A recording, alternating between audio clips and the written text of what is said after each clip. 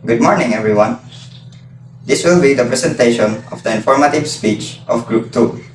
I, as a leader, will be the first to start this presentation. Without further ado, let's begin. We will tackle the COVID-19 pandemic, the number of cases, the effects on the education sector, effects on the economy, and the health protocols. COVID-19, the worldwide pandemic that had changed the lives of the people around this world in the past 2 years. It had taken the lives of many, impacted our economy, our education, and forced us to adapt and revise our normal way of living. But what is this COVID-19? What is this virus that had affected the lives of many, and where did it exactly come from? Coronavirus disease, more commonly known as COVID-19, is an infectious disease caused by SARS-CoV-2.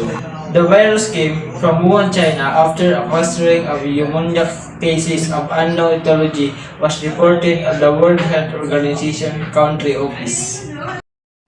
Most common symptoms of COVID-19 are cough, fever, tiredness, and loss of taste or smell. People that are affected may also catch sore throat, headache, ache and pain, diarrhea, and red or irritated eyes. Although these symptoms are less common based on research, that doesn't mean that these are the only symptoms that one could catch. Depending on how severe your case is, you could experience difficulty breathing or shortness of breath, loss of speech or mobility, or confusion and chest pain. As the quote says, prevention is better than cure, so you should go and do a checkup with your local doctor immediately if you experience the same of these symptoms. As of August 29, 2022, the total number of cases worldwide is 606,019,778. The total number of recovered being 581,525,731, while the total number of deaths is 6,488,394. There is a nothing to scoff at the number of deaths, but it is a little relief that it has a significantly lesser percentage compared to the number of recovers. You might be wondering what other things had COVID-19 then that affected our lives. Well, this pandemic has no doubt affected our educational system, since we are at the risk of getting affected whenever we go outside. The government had no choice but to close down schools around the world. Because of this, the system had shifted from face-to-face classes to modular and online learning. And at first, it may seem to be the best option, but lots of problems were encountered with this solution.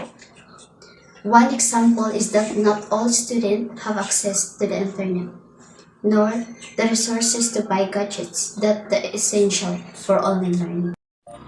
Speaking of closing down important institutions, many companies had experienced the same due to bankruptcy. Because of this, many had lost their jobs, losing their income and therefore hindering the circulation of money in the economy. This added with the government inability to raise revenue because quarantine and curfews, and the increased expenditure for hospital beds, vaccine, etc. We can safely say that the economic downfall was unavoidable. In order to stop the virus from spreading even further, the World Health Organization has developed health protocols. These include washing our hands at all times, sanitizing them and the things around you that may be infected with COVID, wearing a face mask and face shield when going out is an absolute must.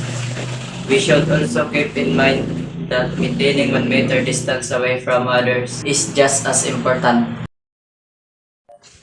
By following these health protocols, along with the combined efforts of our brave frontliners, the cases of COVID has finally decreased more and more in the past 2 years.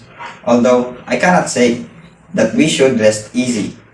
We need to keep fighting until the very end, until the virus is exterminated. As the saying goes, the sea speaks more frequently to those who are willing to drown. We cannot stop fighting until we find shore.